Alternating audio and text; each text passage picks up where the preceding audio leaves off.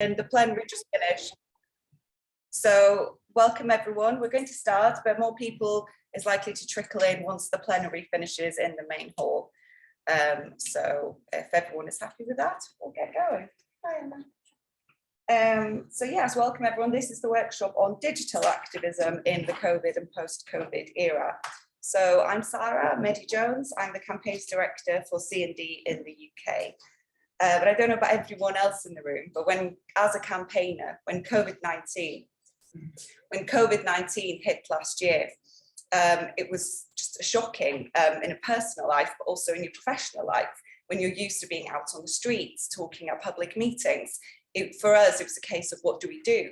Of course, we have a website, we had social media, but it felt to me at that point that digital had been a side thing that we also did, and it wasn't sort of seamlessly integrated into our campaign. And potentially, and very likely, that is the future. So I think all campaigners to different levels have been working on that skills over the past few months. And as it's a way of campaigning that's here to stay, we just need to carry on learning, I feel. And that's why this workshop was convened, so we can all start discussing these ideas together, learning from best practice. So we're very lucky today to be joined by 3 campaigners who in their day-to-day life, that's what they do. To different extents, they're involved in the digital world and they all have different skills. So we're going to start with Emily Rubino, who is the Executive Director of Peace Action New York State. So Peace Action is the US's largest grassroots peace network. So Emily brings a lot of campaigning experience and will share her perspective on campaigning in the digital world. Thanks, Emily. Good morning. Hello, people online. I'm going to sit here and I'll take my mask off if it's okay, so I don't have to yell through it. But thanks again, everyone, for joining this session. Welcome. As Sarah said, I'm Executive Director of Peace Action New York State. And as a statewide organization, because we're not all physically in the same place, we've been using some digital platform to gather and communicate for a while now. Although 5 years ago, that was just dial-in conference calls, not Zoom calls. So that's kind of changed. And I think through the pandemic, we really had to change, as Sarah was talking about, we really had to change the way that we operate and organize, which I'm sure everyone here could also attest to. I also just want to take a moment to acknowledge the privilege that I have and continue to have as someone that worked in a job in an office that was able to go remote when the pandemic started, and that has constant access to electricity and a semi-reliable internet access. Zoom freezes sometimes, but I think that these are really big privileges. Many people did not have these privileges when the pandemic hit and still don't now, and we're a lot more physically at risk for the virus, having to travel to and from work or lost jobs when the pandemic started. So I just wanted to take a moment to acknowledge that. I feel extremely fortunate to do what I do and to be here physically in Barcelona and digitally able to join you to talk about digital activism today. So when the pandemic lockdowns began in New York in March of 2020, I was in the midst of helping plan a world conference that was supposed to take place in New York City around the NPT Review conference. Needless to say, both the World Conference and the NPT Review were postponed. And I helped also manage our campus organizing program across the state that was about 20 chapters when the pandemic hit, and all of the students at our different campuses across the state all had to go home, pack their stuff, go home, and do virtual learning. So in those early days, I think it really felt like we needed to pivot quickly and ensure that we were still providing a communal space to learn and take action while also recognizing the much more immediate needs and concerns of our students and community members. Since then, as we've settled and become more familiar with the various digital platforms and online organizing tactics, I'd like to share some of what I've found that's been the most successful for us in this time and what we struggled with and what we're continuing to learn. I'm here just as much to learn as everyone here. Definitely not an expert in things, and really looking forward to hearing from my co-panelists. Practically, from kind of our office point of view, we're a very small team. Our physical office, which we had in New York City, only had 3 of us, so we were pretty easily able to transition to remote work. We use a tool called Slack that I'm not sure if everyone's familiar with, but we use Slack, we use Zoom, to meet, and many, many emails. So I'm glad that we were able to do that. Very easy because we were all already using our laptops. So our physical office was able to disband, and we also transitioned our student organizing program requirements to be fully virtual and involve less frequent check-ins with students, acknowledging that there was a lot going on and they needed time and space, and maybe we're not getting their work done with our program as quickly as they would have otherwise. Before the pandemic, the requirement for the student organizing program was to hold at least 2 events per semester on campus, but not having a physical campus and also everyone kind of learning and transitioning in this space, we changed those requirements to be holding at least 1 webinar per semester on campus, but also to attend at least 2 fellow student organizer webinars, which kind of created this like popular education component that wasn't there prior to that. So that was really great. We had bi-weekly check-ins instead of weekly check-ins. And before the pandemic and continuing during the pandemic, we had monthly student network-wide conference calls on Zoom, which was a great, I think is just one of the Zoom calls I look forward to the most, because it's a chance for all of our student organizers to share what they're doing on their campus, to talk through problems with each other, share things. We really like the breakout room feature, so people have a little bit more time to talk to each other. And yeah, that's always great. For our community chapter members, which we also have across the state, they tend to be much older. Peace Action was founded as the joining of 2 anti-nuclear organizations in the Cold War era, and many of our members have been involved since before it was called Peace Action, when it was like the movement for a sane nuclear policy and the freeze movement. So I think there was a little bit longer of a learning curve to adjust to Zoom, to adjust to everything being online all the time. We had trainings with some of our members walking through how to use Zoom. There are still times we walk people through like the fact that their video isn't on, or they might be on mute, or they accidentally have a like false background. So we were able to kind of have some training sessions with them to walk them through how to use Zoom and other digital platforms when the pandemic hit. So once that adjustment happened, holding meetings and events online also kind of gave our community chapters a chance to attend one another's webinars and events more than they would have where physical distance would have been an issue otherwise. I think it also, even for folks who are physically close by, like our chapter in New York City, it allowed for members who might not be as mobile or as easily able to leave their homes to join events and meetings more easily. And I hope that this accessibility component, where people can join from wherever they are, stays, because I think that it would just be a shame to give that up. There are folks who want to be part of our work that might not be able to be out in the streets with us, or come to physical meetings all the time. So I really like that we're transitioning to hybrid, and I hope that we can continue to improve how we do things hybrid, but keep that component to make it as accessible as possible, instead of just abandoning like full communities of people. So beyond webinars and online meetings to organize, we've also been trying to increase our online engagement and actions, not only by using social media and email alerts, but also, not only using social media and email alerts, which I think are extremely important and we use to encourage people to contact their members of Congress on key pieces of legislation that we have, or to raise awareness about issues that we're working on, but also to lobby our members of Congress. Prior to the pandemic, we would have an annual like Peace Action national network-wide meeting conference, kind of much smaller than this, but conference in Washington, DC, where we would have trainings and workshop sessions, and then arrange as many meetings as we could with our elected representatives while we were in Washington, DC. Similar to this, I'm sure it's a logistical nightmare to arrange travel for everyone to get down, to schedule as many meetings and make sure they're not overlapping and people can get to where they need to go. And having these transition to be remote lobby meetings instead has been incredible. It means that we're not limited to those 2 or 3 days that we're physically there. It means that the staff members have more time to meet because they're not running between offices. And it means that also the financial barrier of people unable to physically pay and like make the drive down to DC are able to attend these meetings, which is important because we're statewide, right? So I don't know how many of you understand the geography of New York City, but like Buffalo, New York, and like New York City are very far away from each other. probably like eight hours of driving, or not, if not more.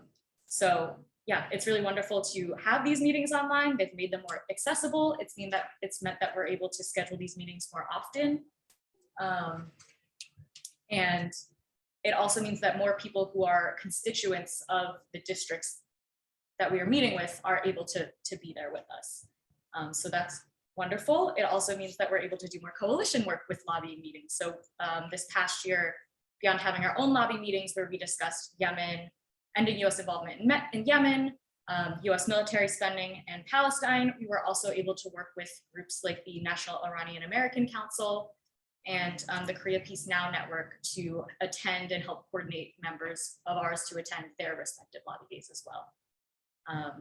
So yeah, I really think, I hope the lobbying stays virtual, because it is a lot easier to attend meetings when you're not running between different buildings. So with all this being said, and while we're so fortunate to be able to pivot to organizing in a digital world, there's obviously also some downsides and challenges. For one thing, I think Zoom burnout and webinar fatigue are like very real. I'm definitely very Zoom burnt out. I've never spent so much time in front of my computer in my life. And I think that these tools are incredible and very accessible. But I think there are certain parts of physical human interaction that we have not successfully replaced on Zoom. These moments where you just are grabbing a coffee with someone after a workshop, or just getting a chance to meet your fellow, just other people in the room, I think are really important. And I also think that sometimes we're so eager to hold as many webinars as possible and events as possible because everyone's home and free, that we are trying to plan and attend many more events than we would if they were in-person events. So yeah, I really think we need to keep a work-life boundary. I've been on calls at all hours of the day and night, which I'm happy to do sometimes, but the frequency of these has been a lot more, which I found very challenging.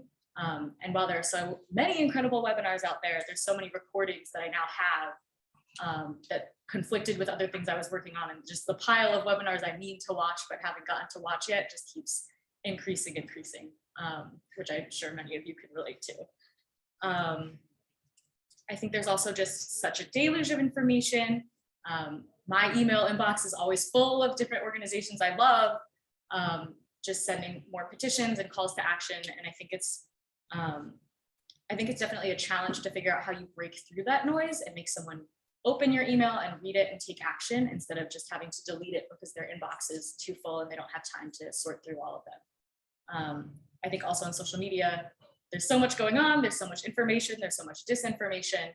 I think it's definitely a challenge to figure out the best way to message and, again, break through that noise and make it clear that what you're doing is important and explain to people why they should be part of your organization and taking action with you. So for me, and something I'm really looking forward to hearing from my co-panelists about, I think social media is not a personal strength of mine, and because we're only a small team of 3, it's therefore not a strength of our organization. I think social media activism and tactics are extremely important and have, as Sarah mentioned, been used before the pandemic, but I think that they have become even more important now. And yeah, I think that it's important to be on social media, but it's hard, I think, to find a balance of how much time to spend on that. How are you developing things so that they're visually appealing, your message is clear, and people will follow and take action. As you can see, I'm really not all that old, but I still feel like when it comes to social media and stuff, working with students and folks. I have a question. What do you think about the social media like Twitter, Instagram, for the international group? What is For this event. Oh, how do I think it's related to this event? Or I think it's important. I know that there's folks specifically dedicated to running the IPB social media and the IPB Youth Network social media this weekend. So there are bits from the conference of some of the speakers and panelists. Emma actually here has helped out some of it. But yeah, I think things like that and people coming and live tweeting conferences are really important, but it's something that I personally am not good at because I don't use a lot of social media in my personal life. So it's hard for me to remember to do it organizationally. But I do think it's really important, and it makes it clear what's happening. It's good to have little sound bites, keep people engaged. And I know social media was also extremely important in the promotion of this conference and getting people to register and attend. Of course, yes. So yeah, I think working with folks who are younger than me has really helped me to learn more about how they use social media and what platforms they use. I think most folks younger than me in the US don't really use Facebook, for instance. They're much more on Instagram, they're on TikTok. I have not figured out TikTok yet, but a lot of our students have like Instagram accounts for their club campuses. We have one for our organization as well. And yeah, I think our students' use of social media and social media pages have really taught us a lot. And in turn, we are also trying to teach and communicate that to our older community chapters and members. So yeah, I'm really looking forward to it. I know some of my co-panelists are social media experts. So I'm really looking forward to hearing best practices from them. I feel like the work that I do, my use of digital platforms has been mainly used to organize internally, like not as much externally on social media, which we are still doing and working on, but in gathering our chapters, in being able to attend coalition meetings with people working on similar issues as us across the United States and internationally. So yeah, I think that's kind of where we've seen a strength in it, is being able to keep that sense of community and to have more of a popular education and ability to attend each other's events across the state more than we ever have before. And I'm, again, really looking forward to hearing from my co-panelists about other tools, other ways we can use social media and continue to work smarter, not harder, to use digital platforms as effectively as possible and to help bolster our movement and continue our work. So yeah, that's what I got. I'm sure there'll be more questions, but thanks everyone. Thanks, Emily. Yeah, I definitely agree with the zoomed out, but there's been some highlights. I think the strangest thing we did, CND/good, was we did a classical music concert on Hiroshima Day. We had a violinist in one house, someone on keyboards in another, someone singing in the other, and the things you can do is actually quite, there's a lot of options out there. Okay, so next to speak is Lucero Oyarsun. Lucero was digitally campaigning before it was fashionable. She is digital campaign coordinator for ICANN and has been for the past few years. So I'm looking forward to hearing what you have to say. So Lucera's joining us on the screen. Hi everyone, I'm so glad to be able to join you all from my house by Geneva and still be able to see all that's going on in Barcelona. It's been very exciting to join some of the panels and just see the energy, even though I'm still remote. But I am going to be, I think, a little bit of the bridge between all the things that Emily has just mentioned and the exciting social media stuff that Nana will present afterwards. I've definitely done my fair share of social media work over the years, and I, as a digital campaigner, run the gamut of the different tools that we work with when we're trying to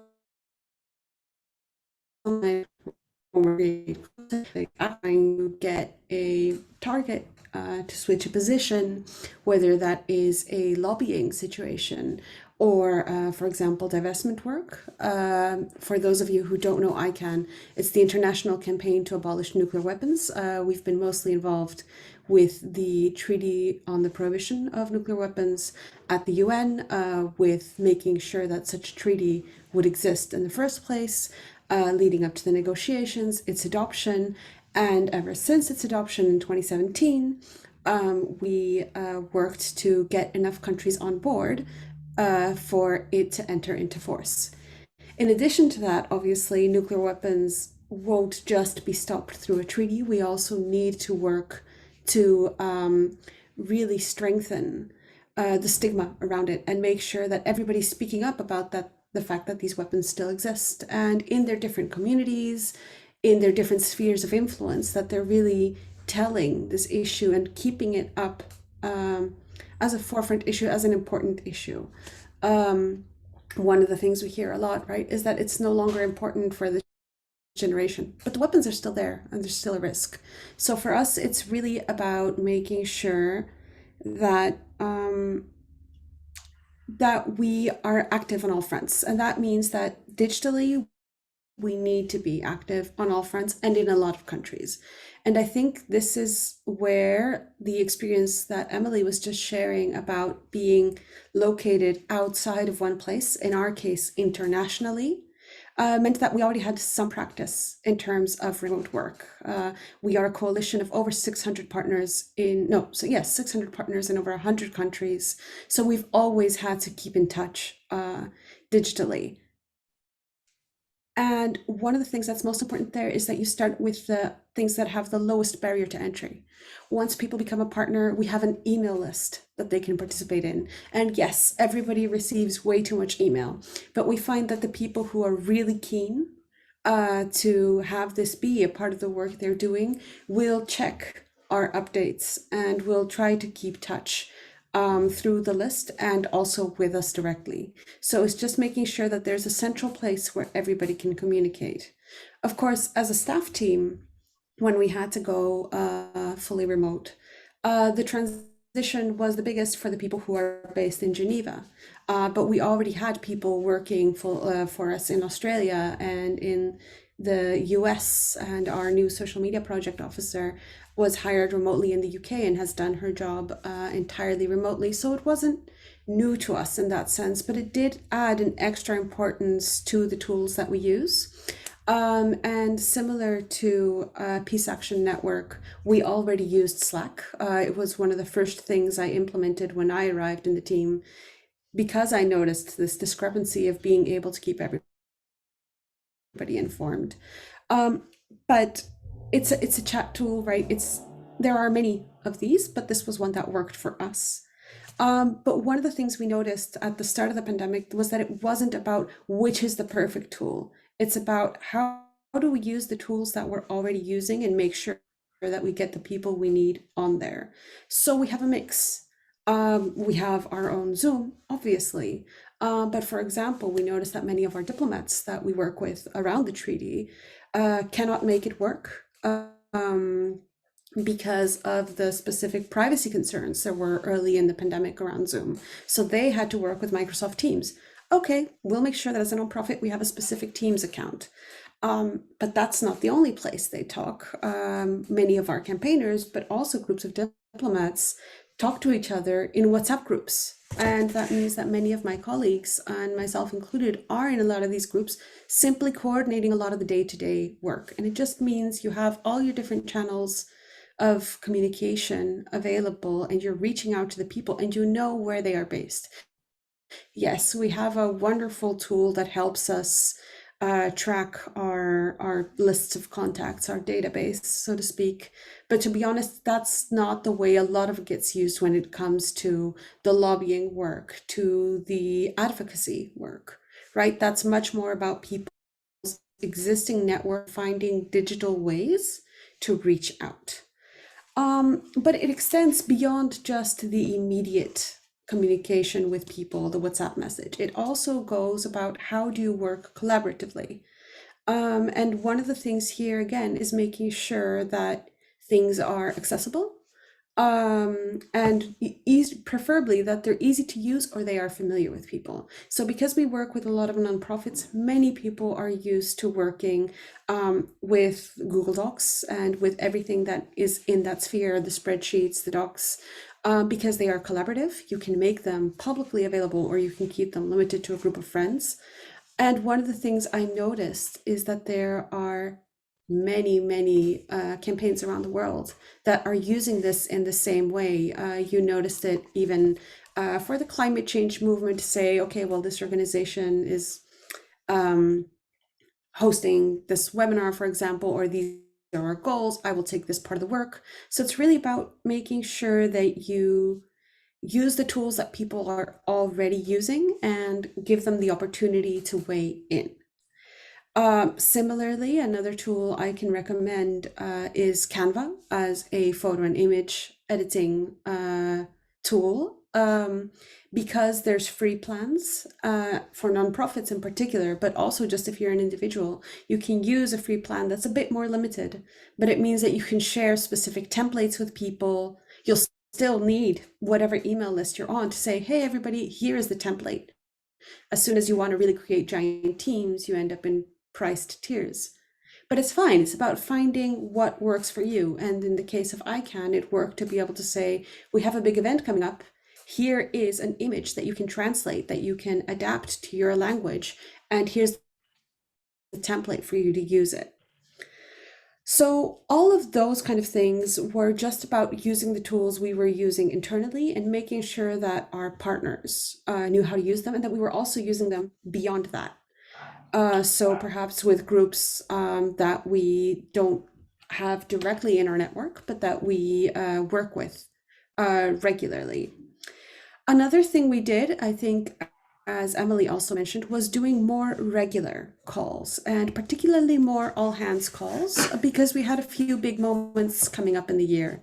And very often we work siloed in small groups that are focusing on a specific team with a specific goal. Whereas these events, which were the 75th anniversary of Hiroshima and Nagasaki, and also the upcoming entry into force, well, now it's passed, but the entry into force of the Treaty on the Prohibition of Nuclear Weapons, having those two moments coming up, we knew that all of our campaigners everywhere needed to be prepared. And that because it all had to happen online, it was uncertain what could happen in person. Everybody's context was different, but it was useful to say, as ICANN, here's what we are doing, and here are some options for what you can do. But also, you have an opportunity to talk to each other, learn from each other, and discuss. And we felt that having those calls was incredibly useful. More than 100 people at each call. We tried to repeat them. We tried to make them in different time zones. So one in the morning Europe time and one late in the evening Europe time, so that people had the biggest chance of joining. Because again, we need to get people from the Pacific and from Kazakhstan and from Europe and from the US on at the same call to discuss the same topic. It's never going to happen. So you just make sure that you make it available. And I think this is one of the things that I did want to raise, which is that tech isn't going to be the solution to every single problem that is caused by distance, right? There's the time difference. There are language barriers. And yes, you can look into translation services, but they can be expensive or they can be clunky to work with, right? So there's always going to be work into making a digital event or communications feel as seamless as they would be in person. Another thing is getting buy-in for the tools that you're using. It's why I insist that you use the tools that people are already using. Because if you're trying to shift people over to that new tool that does the really cool thing with the background and people don't use it, that's it, right? It's just you talking into the void.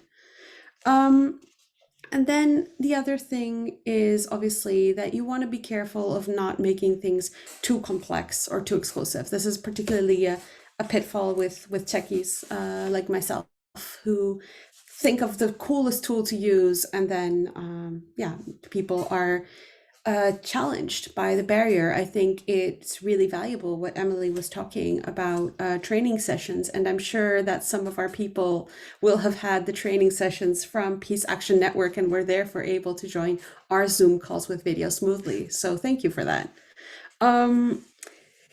But yeah, so I think obviously there's always going to be challenges, but there's also really, really valuable moments that you get from moving things fully online. One of the things we noticed obviously early in the pandemic last year was that we still needed to get actually more countries to ratify and to sign the treaty. And one of our biggest challenges was that the office at the UN where this happens was closed. And it was actually a physical matter of, well, the treaty can't be the ratification instrument from the capital can't be deposited in the way it normally would. It gets sent from capital to the mission in New York, who then goes and deposits it. We take a photo, we bring the Nobel Peace Prize medal with us, and we make a big hurrah, and everybody feels excited, and it's contagious to the next country that wants to do it. And all of a sudden, that bit was gone. But because we had existing networks and good relations, our colleagues were able to work together with this office to design a process that works for many other treaties, obviously, to make sure that, for example, particularly ratification could be deposited online. And what we would then do is say, okay, now we will have a celebratory short Zoom conference on the moment it's happening with the country involved, and take a screenshot and share that screenshot. Is it as nice? No, but it's this showing that there is momentum, and it's also a moment of a token of appreciation to the people who got the work done, which we think is always so important. Again, because it maintains the feeling of momentum. But as I mentioned earlier, one of our biggest things was that 2020 was supposed to be the 75th anniversary. Wasn't supposed to be, it was the 75th anniversary of the bombing of Hiroshima and Nagasaki, and it was supposed to be a year with a lot of events, because as particularly the last few survivors are getting older, it was a goal for everybody who does this kind of work around the world to make sure that we would amplify their voices and their call for a world without nuclear weapons. So how do you do that when in-person events are dangerous or not possible, and particularly could be risky to this group of survivors? And we put out the call early to our network to say, organize an event however you can. Here is a calendar, list it. We will try to amplify. Here are our tools to do it. Most of this was happening over email, but we also did recurring Zoom calls. Obviously, the amplifying we were doing on social media, and we organized different events that were open to everybody to participate. So like Sarah was saying, that CND organized a concert. We know that another of our partners also did this kind of live concert. Wait, no, sorry, that was this year. These things happen, right? We organize these kind of events. We organize live tours from the Hiroshima and Nagasaki museums to go through the exhibitions. So there was a lot of different things we could do to make people feel as if they were a part of this story. And similarly, for the entry into force of the treaty, one of the nicest moments I remember was simply joining with everybody the moment we knew that Honduras had deposited its ratification. And that was a 50th country, meaning the process for entry into force is beginning. That celebration Zoom call where we just sent everybody an email saying, this just happened, this is breaking news. The treaty has now, well, basically nuclear weapons are now illegal. Join us on Zoom. We're celebrating, and watching people come in and out and the euphoria. That was beautiful because it builds on that coalition feel, on that movement feel, even though we were all in many different parts of the world. We had people from Australia who were on their coffee, and people in the US, and ourselves in Europe. So it was very beautiful to see. But obviously that's because we're a coalition that already has that network built up. I think campaigns that are just starting can have a bit more challenging time in setting up these networks. If you're working on an issue that's very local to you, you will need to find your allies online, and you can find that by searching local social media, checking out newsletters, or reaching out even to your municipality and asking if anybody has done these kind of things, but you'll have to start the network somewhere. Another thing that I want to get quickly, because I want to be mindful of time, is just to run through a little bit of some tools that could be useful, and some things to keep in mind when you're doing both digital organizing and the kind of the activism side, and the social media, the communication awareness building side. So one of the things, for example, that I've seen that I found is really cool is like the lobbying meetings that Emily was talking about, is that when you're reaching out to your elected representatives, right? Yes, the email blasts remain really important, and lobbying in person is also a really cool tool. But what I've seen now being used for COP26 are video messages. So really short, a few second video messages that people are sending in from all over the world that are going to be there in Glasgow on a giant screen for people to interact with. These are the lobby makers to remind them that we're all watching. And this feels like something that, on the one hand, you think, well, this has been done before, possibly, but it doesn't need to be super new and innovative. It needs to be a way for people to feel that they are being held accountable. And getting these videos, the tools for getting these kind of videos are getting a lot better. So that is the kind of thing which I think makes it really easy to add a face to constituents, to global issues, right? Because that's the hard thing. When you're campaigning in a country or in a state, there are people, the voters, that your elected representative is directly accountable for. But when it's a global issue, climate change or nuclear weapons, it becomes a lot blurrier, and we can definitely push the direct line. But sometimes there's also messages that we want to share from the whole world. And I think that's where short video messages can be really, really powerful. Another really cool thing I've seen, and wait, no, I'll save that one actually as a segue for Nana. But I think the other things that we've seen that are really useful is just getting tools that help you stream from location. These used to be solely the domain for journalists, right, who had to be on location reporting. These tools are getting more accessible. You will still need to make sure, for example, that you have a portable dongle, a portable Wi-Fi, so that you have a good enough connection. But it helps make your case when you can be on location to share, because I think realistically we're moving into more of a hybrid scenario.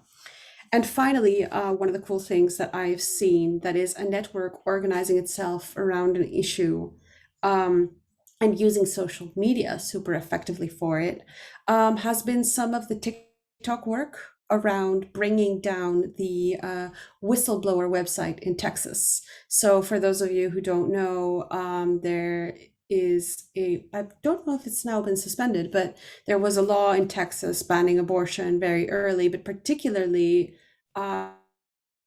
it enabled people to create civil lawsuits. So to accuse someone of having been participant in an abortion, even if it was driving the Uber to get the person to the site, but also obviously the doctors, anybody who wanted to accompany this person. It was a scare tactic meant to empower the people who oppose this and give them a tool. And one of the things that site created was a website where people could blow the whistle on people who had supported an abortion. And as soon as that website came out, what you would see on TikTok was groups and groups of young people saying, okay, you have this website. Let me find the silliest ways to blow the whistle, to make up cases of things I've seen that are horrible, or just to make my point. And they used this website on the one hand to really just troll the people who made it, which I enjoyed because it's just a lot of schadenfreude and it's great. But also the fact that it was organized on TikTok and it was these young people got a lot of media attention, which then got the site removed from its domain host, right? And that kind of tactics where you use digital means to combat a digital problem and then make a big communications issue out of it are extremely effective, but they require a lot of creativity and they require that mindset that you're all talking to each other. How do we tackle this problem? And again, for ICANN as an organization, the way we do that is slightly more formal because we are a coalition of NGOs. But for Lucero, the individual, the climate activist, the Chilean who is abroad, there are many other tools that I use and where I say, these are the skills I have and how can I use this to help impact this situation? And that's, I think, the most important mindset. So with that, I'm going to pass it over to Nana, I think, or sorry, back to Sarah. Thank you very much, Lucero. Picked up quite a lot of practical tips myself there, actually. I think the Canva mailing list is a particularly good idea, and we should definitely be making more use of video as a campaign, I think, from a personal perspective. So thank you very much. This is a good time to say hello to everyone following along on Hoover. There's quite a few of you there, so really nice for you to join us from all around the world. A few questions have come in, but I'm keen to hear from Nana first, and then we'll do a few questions from the room and online. But then also I want time to hear from you, the people in the room. What is a good digital campaigning method? What is a bad digital campaigning method? So without any further ado, we'll move on to our final panelist, Nana Crawford, who is the social media manager at British Red Cross. We're delighted to be joined by Nana today. Lucera mentioned TikTok there. Nana's actually won awards for her use of TikTok. So who better to explain this new technology? Well, I say new, I sound like an old woman, but who better to explain this social media platform to us and the wider impact that social media and digital campaigning can have? So thank you, Nana. Okay, hopefully everyone can hear me really well. Yes, yeah? It's really good. Good. Yes, so I thought that I would talk about a particular campaign that we've been working on over the last last 2 years. And it's around refugees. So we've got a campaign called Every Refugee Matters. And one of the things that we, as the British Red Cross, because we have to remain politically neutral, we can't kind of activate people in the same way that other refugee charities can. You know, we can't ask people to lobby government, we can't ask them to write to their MPs because it would be seen as a political form of activism. So we've had to look a lot at how we can still activate people to care about refugees and to care about the work that we're doing in supporting refugees without breaking that political neutralness, which is always an interesting challenge, especially for my team, because you really want to get people rallied up and you want people to be really active. So for us, we realized we did a lot of research first to try and figure out what is it that people know or understand about refugees and understand about the British Red Cross's involvement. And from that research, we started to break down that actually there was a lot of confusion around refugees and migrants and asylum seekers. So I'm just going to share my screen just so that you can see some of the I'm going to talk about Instagram before I talk about TikTok, just so that you can kind of see where we're going. Hopefully you can see my screen. Can you see my screen? Yeah, I can see it on there. So hopefully you can see it.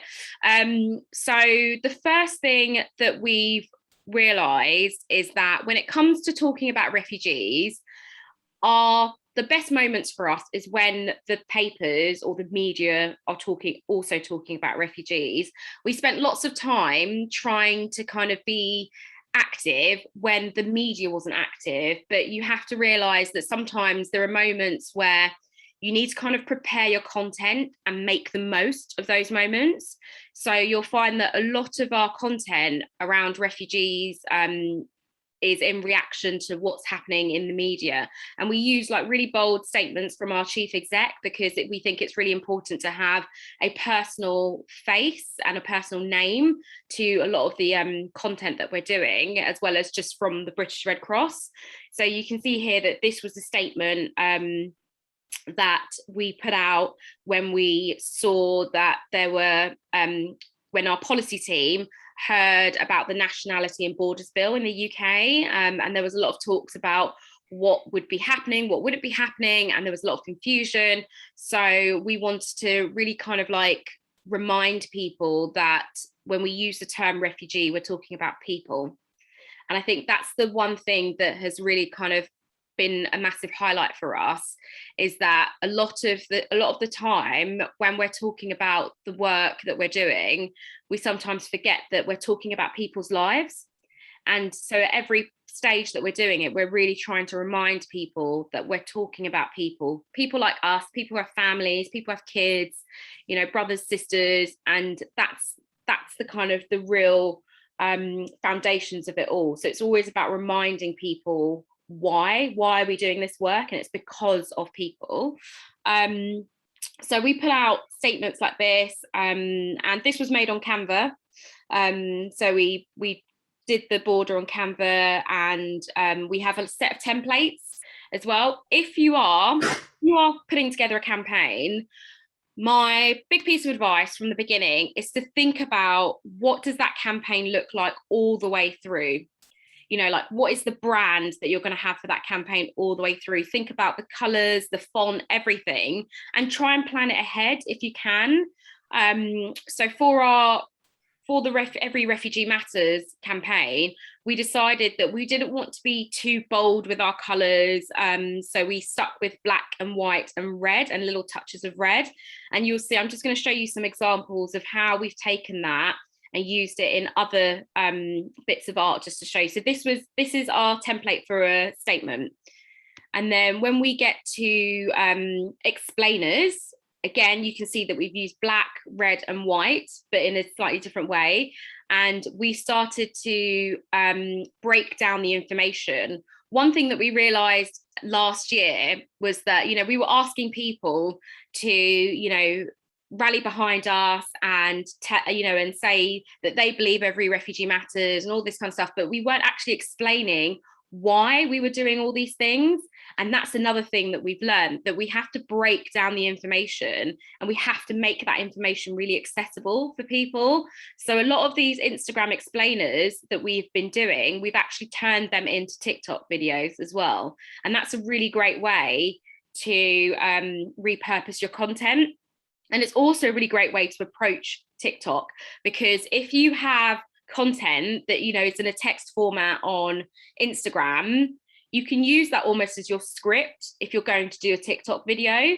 So you can think about, right, I've planned it like this, I can take out these elements and then I can use that to create my script for TikTok. So a lot of these explainers that we've done, we've also used for TikTok. And like you can see in this example, our language is very much directed at the person reading it. So it's, what's happening with the UK's asylum system. And then we just talk about, this is what's happening. The proposals create an unfair system. We're very concerned. And it's just all about breaking down the information. We then move on to and like I said, it all has a narrative. So we've talked about the Nationality and Borders Bill and what's happening there. Right, asylum accommodation, what's happening there? So every single time we spot that either the newspapers are talking about it, the TV media are talking about it, we think, right, what's this piece of information that they're talking about? How can we break it down so that people can start to understand why we're trying to get them to do what, to donate or whatever else. Another thing that we realized was that there is a lot of confusion, especially in the media, between the terms migrants, asylum seekers, refugees. So again, here, this is just another example of an asset that we've created. And you can see how we've used the red, the black and the white, similar to the other ones, just to make it slightly different, but same colors, keep the branding the same. And this again is an explainer around, what do those three terms mean? And what was really good is, from when we did this, we actually had lots of people message us to say, can you put this on your other channels, because we think it's really important. And that again is a great indication, because we always design our content initially for one channel. And the reason why we do that is because we know that our audience on those channels really care about that information. Usually we'll put it on other channels when we see people saying to us, I saw this thing on your Instagram, can you put it on Twitter because I really want to share it? Or I saw this thing on Instagram, can you put it on your Facebook because I really want to share it? And that's when we think, oh, actually, right, let's think about how we can then change the content and make it suitable for other channels. So again, this carousel just basically explains what's the difference between migrant. When we're talking about a migrant, what do we mean? When we're talking about asylum seeker, what do we mean? And then finally, I just wanted to show you how we maximized on the recent, you saw that, Facebook, WhatsApp were down for 6 hours, and we saw loads of memes, we saw lots of people talking about it. And then we thought, this is a really great opportunity for us to make people realize that connection to our work.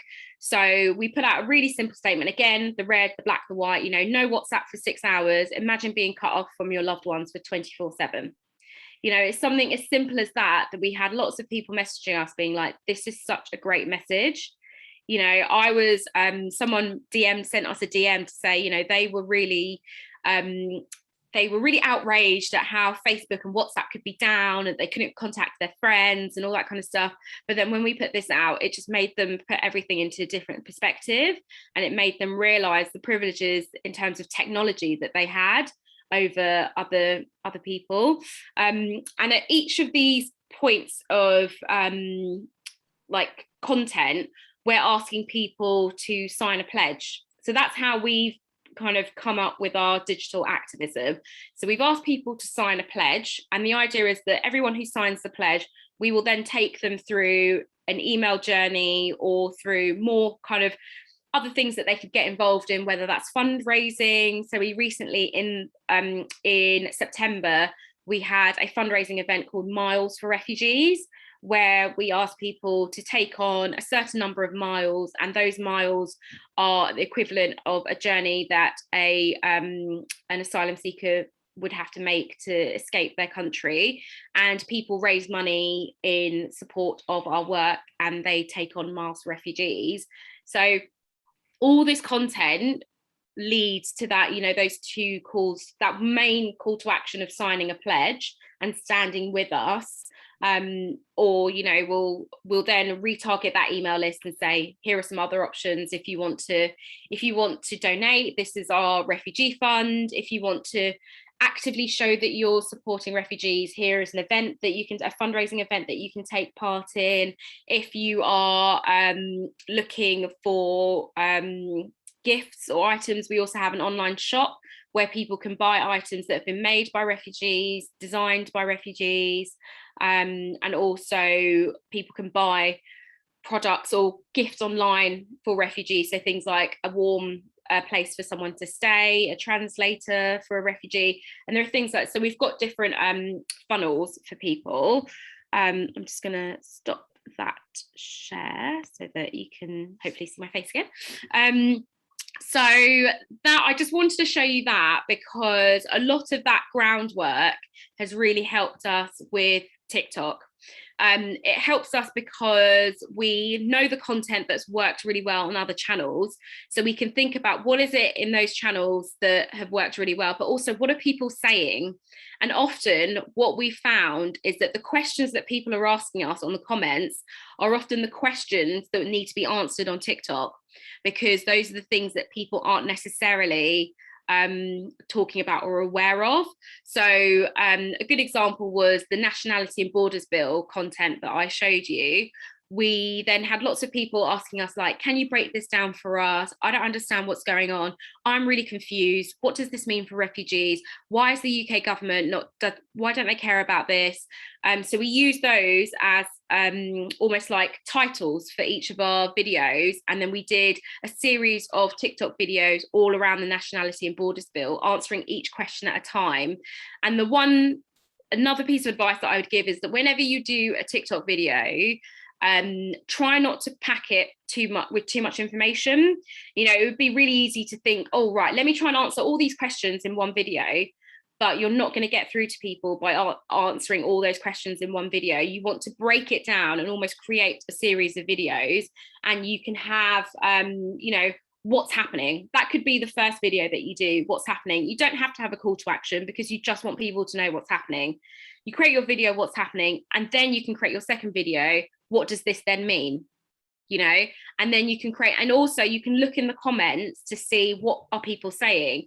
And that's something that's worked really well for us. So the first video that we did, where we talked about the Nationality and Borders Bill, we had lots of people commenting going, what? I didn't know about this. Like, please tell me more. What can we do about it? How can I help? And all of those comments we used as indicators for our next videos. So the comment which was like, what? I didn't know this was happening. We created a video to be like, I know. And the reason why you didn't know this was happening because of X, Y, Z. The other comment where someone was like, what? How can I help? We created a video to say, well, this is what we're doing, and we'd love for you to sign our pledge. And that one video that we actually did asking people to sign the pledge, we managed to get 186 people to sign our pledge that day. So you can see how powerful your content can be if it's timed right, and if it also is in response to what people are asking and what people are doing. And then the other comments where people are just saying stuff like, can you please tell us more, we want to know more, that gives us an indication of, right, this is our next series of content that we're going to be planning. What I'm going to try and do is I'm going to try and get up the video, and hopefully you'll be able to see it, but bear with me because, you know, technology and everything. I'm going to show it to you from our Instagram, because we also posted it as a reel because it was the easiest way to do it, and also TikTok can be quite a minefield sometimes. Let me just find it. Here we are. So I'm going to share my screen again, and then hopefully you'll be able to hear it as well.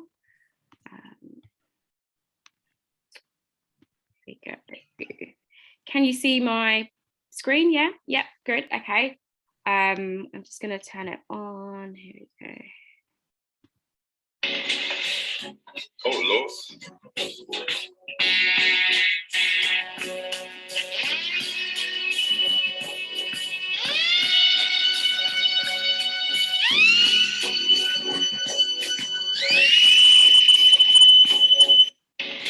And it's that simple. So that video was the video that actually ended up, we created another video as a response to some of the comments on TikTok, and that led to us getting 186 signs of our pledge just from one video alone.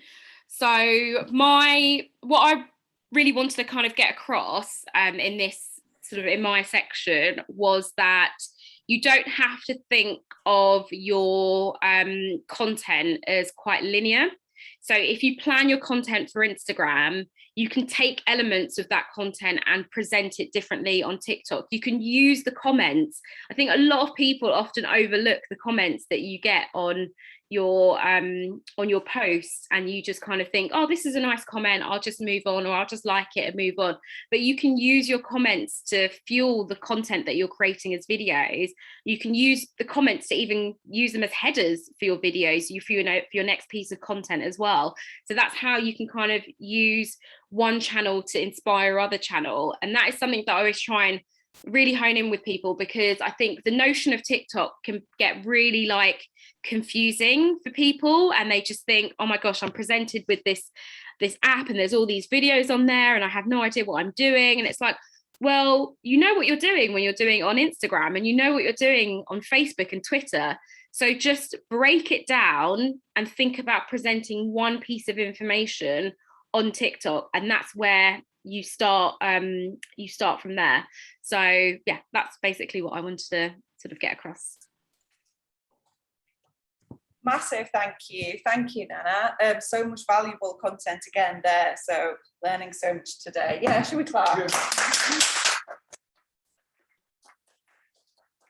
Thank you. So if the speakers don't mind, if I just take a quick round of questions now, and then just give you a couple of minutes to cover maybe just the ones that you feel are relevant to you.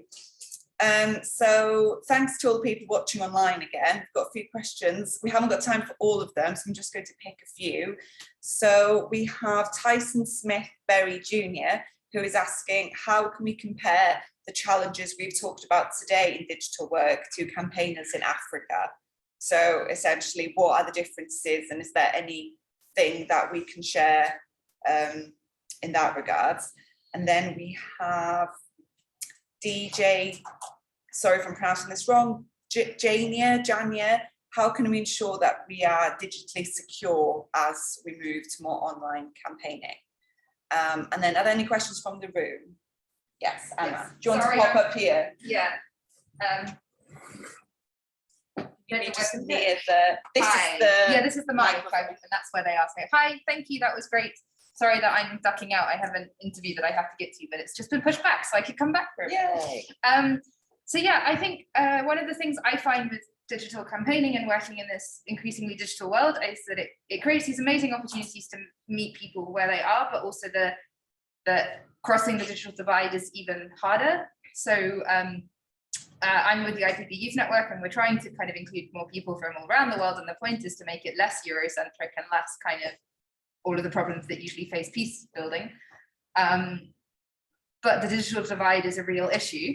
Any sort of like ways, I think you touched on this with the sort of meeting people where they are, but like, yeah, how do we do that? How do we need to think about that? And what's the kind of approach with that sort of, rather than entrenching divisions more because of internet access? Good point, thank you. Anyone else from the room? No? Okay, so if we go to the speakers in order, if you just want to say a few comments. Did you want to say anything, Emily? I think definitely not fully my area of expertise, because again, we're mainly based in New York. But I do think that in terms of trying to work around tech accessibility and things like that, not always requiring people to have video on, having options to be able to join by voice or on the phone. I think also, live chats or things like that. I mean, I live in the United States in New Jersey, and there are times where my internet connection is so bad, like I'm unable to hear people or I'm unable to join. So I think just being conscious that we have these platforms, but they're not always working in a way that it's easy to hear everyone and communicate is good. I also think there are some really good like auto captioning, like live caption devices. Some are more accurate than others. No like program that you pay for will ever be as accurate as if you actually paid someone to be typing in live captioning. But I think tools like that can be helpful. So I think that's probably all. Thank you. Lucero? I'm gonna quickly answer Anna's question, and then there was a question about security, and I'm afraid the other question was not really my thing. But I agree with a lot of the points Emily raised. Again, I think the reason I mentioned meeting people where they are is that, for example, WhatsApp does use less data, right? And you can kind of keep your images to lower resolution. So small things like that, not making your image when you export it the biggest resolution so that it's really heavy to send and eats up someone's data plan. Those kind of things are really important. I think similarly, it is a lot about accommodating the person with the poorest internet in the room, so to speak. So saying, okay, well, if the internet connection is terrible, then maybe all of us shut off our camera, or only turn it on to say, hey, I'm here, great to see your face. Okay, and now we get into the substance of it, right? And you turn off the cameras just to make these little things. But I agree, it's a challenge. One of the things we do is to make sure, for example, that we then get recorded statements that can be played at a specific time so that people have the capacity to record if necessary. But this is the luxury of being a slightly larger organization, right?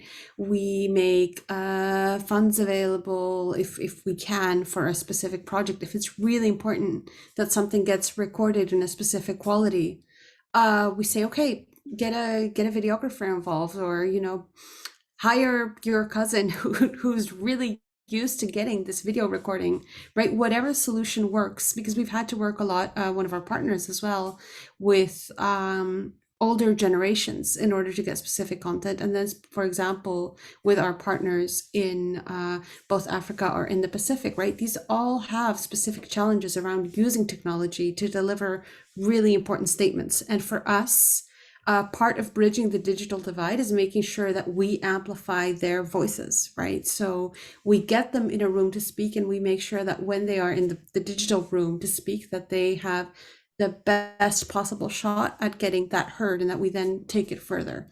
And that means putting in the work so that if they can't be there live because the internet connection won't work, that the pre-recorded thing we send is of the best possible quality. But that requires time in advance, usually, and sometimes financial support. Then the question about security, I wish I knew the answer. For teams, be the person that's asking people about passwords, just in general, like me. I mean, like if you're working with different people, ask people to be safe around passwords. Ask What else? There's a lot. It's very complicated.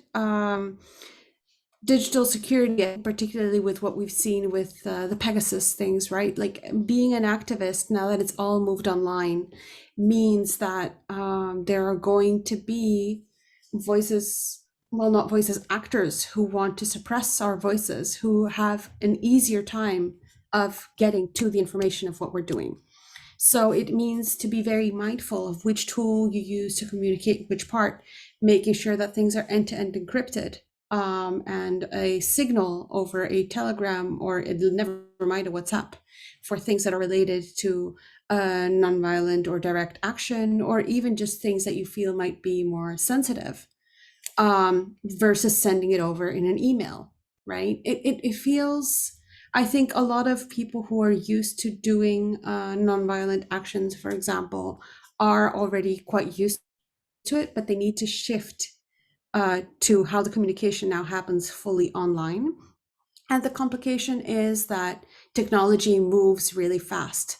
So what I would say is that if this is a point of concern, look up specific organizations that focus on this. You have the ECF, I believe, which is around the internet kind of freedom. You've got Citizens Lab, which are the organization behind the Pegasus report. So just organizations that really work on this, if you feel that this is an issue that's really important to you. Because it's a very good point. Thank you for bringing it up. Great, thank you. And Nana, did you want to comment on any of those? I don't really have much more to add to what Lucera was saying. But one thing that I will say, just kind of in the sense of on Canva, especially, you can actually collaborate on a design together, and you don't have to be like online, like in a meeting. You can actually talk and collaborate. So that's something that we found from working from home with our design team, is that we can start something in the social team and we can say, we want it to say this, we want it to do this, and you can actually collaborate at the same time, and you can see the changes being made live whilst people are making them. So sometimes that's been really helpful for us in terms of actually creating content from afar and not being in the room together. Great, yeah, thank you for that. So now it's been information overload this weekend for everyone that's been here. We've learnt about so many things, but so we won't be taking the whole 2 hour slot for the workshop, but there is just a few minutes now if anyone wanted to say an example of what they think is good digital campaigning or a bad one. Have you seen anything hopeless over the past year, or have you seen something that you thought, oh, that worked really well? It doesn't have to be something you did. So is there anyone here that has any good ideas or bad ideas to share? Or online, really. We can promote you to a panelist if you want to speak to us. No? Okay. I think everything was covered so well by the panelists that everyone's absorbing it. But I hope so there's about 100 people watching us online. So again, hello to you. And I hope you and everyone in the room today and the people that will watch this afterwards will pick up some very valuable practical tips, which I think have been very useful. But on top of that, I think the two outstanding issues that were raised or continuing issues, is digital security and then digital accessibility. We can't let this new world be another way of excluding certain parts of the world. So I think we can take that back to the IPB, and as a movement, they can be things we tackle and consider in the future, because hybrid conferences are here to stay, but we need to make sure that we're learning and improving our movements, bringing everyone in and not wasting the opportunity that this gives us. So on that, a huge thank you to the panelists. Thank you so much for joining us, especially on a Sunday morning. Thank you to everyone here in the room. We've got one more session to go. There's a plenary starting very shortly. And yeah, we'll see you there. So thanks, everyone.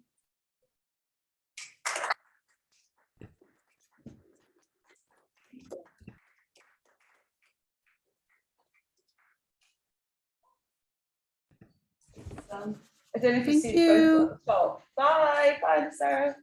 That's what we look like Bye. on screen to the 100 people watching. So we're just tiny little figures. Thanks, everyone. Oh, and thanks to Rachel, who I didn't thank. She is my colleague back in London who's running it all from a technical perspective. So huge thanks, Rachel. Thank you. Great session, guys. Thank you. Still not showing your face. No. Thanks, everyone.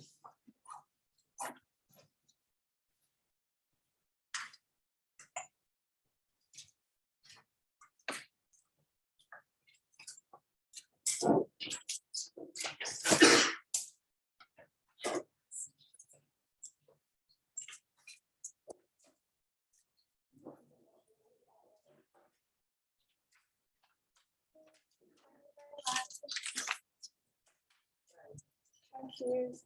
Thanks very much. Thank you. Bye. Thank you. Have a good weekend. I think that's over now. Oh, that's true.